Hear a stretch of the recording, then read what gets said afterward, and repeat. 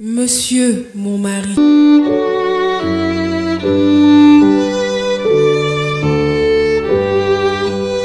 J'étais là, bouche ouverte, mes yeux ouverts, mes mains sur la tête. Depuis tout ce temps, monsieur mon mari se moquait de moi.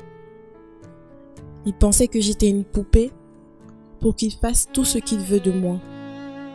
Je n'ai jamais imaginé une seule seconde qu'il pourrait me faire ça. Comment il a osé me dire ça? Je suis dépassée. C'est incroyable. Non mais purée. Mais comment lui refuser quelque chose? Je l'aime de tout mon cœur. Si je le quitte, où est-ce que je vais partir? Je n'avais que lui.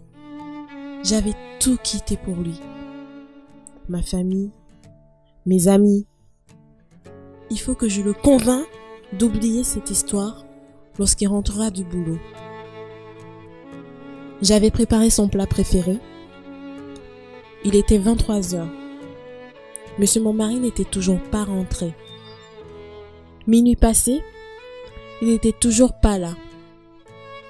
2h du matin, monsieur mon mari rentre enfin. Et quand j'entends la porte s'ouvrir, je me lève pour l'accueillir et j'avance vers lui. Il me demande de ne pas le toucher. J'avais préparé son plat préféré. Et là, il m'a dit qu'il n'allait pas manger. Sûrement, il me boudait et nous sommes allés nous coucher.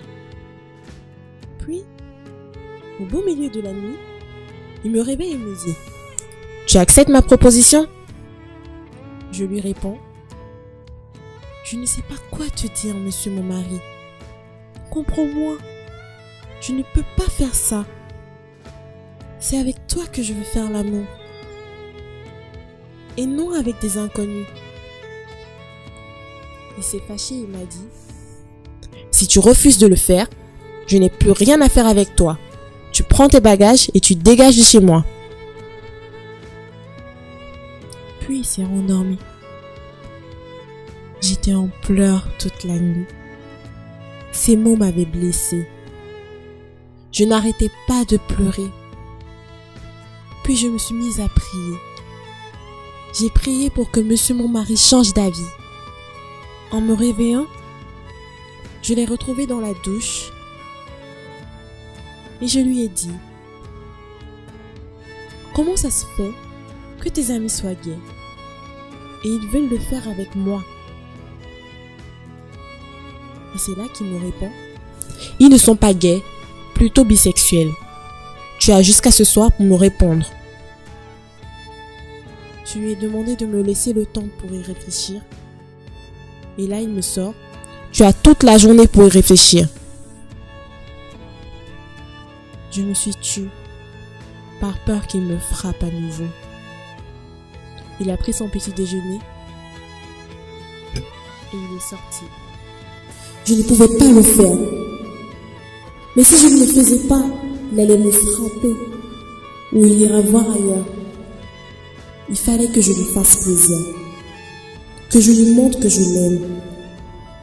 Mais le fait de penser qu'un autre homme me touche, ça me donnait des frissons. Non, je ne pouvais pas le faire. J'ai encore ma dignité. Je suis une femme, j'ai des valeurs. Qu'il me frappe à mort s'il le veut. Je ne le ferai pas. Tout sauf ça. Je l'attends de pied ferme. En rentrant le soir, monsieur mon mari m'a amené des chocolats. Sûrement il voulait que je lui dise oui. Ou alors il s'attendait à ce que je lui dise oui. Il s'assoit au salon. Et il me dit « Alors t'as décidé quoi ?»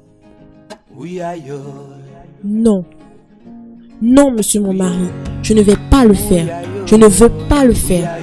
Si tu dois me frapper, alors frappe-moi. Il est gentiment allé se coucher dans la chambre et j'étais hyper contente de moi. Je me suis dit, j'avais réussi. J'avais réussi à affronter mon mari. Même si j'avais peur de me coucher dans le même lit que lui ce soir-là. J'ai décidé alors de dormir au salon. Le lendemain matin, monsieur mon mari sort sans prendre son petit déjeuner. Sûrement il me boudait. Du moment qu'il boude et qu'il me frappe pas et qu'il rentre à la maison, ça me suffit largement. Le 10 septembre 1991, je me souviendrai toujours de cette date. Ce jour-là, j'étais très fatiguée. Jusqu'à 2 heures du matin, j'ai pas pu l'attendre. J'avais décidé d'aller me coucher. En rentrant du boulot, monsieur mon mari n'était pas rentré seul. J'avais entendu beaucoup de bruit ce soir-là, des voix d'hommes. Il était là avec ses amis. Ils étaient 3, tous de grande taille. Monsieur mon mari m'a retrouvé dans la chambre et m'a demandé de venir. Je lui ai répondu que j'étais fatiguée.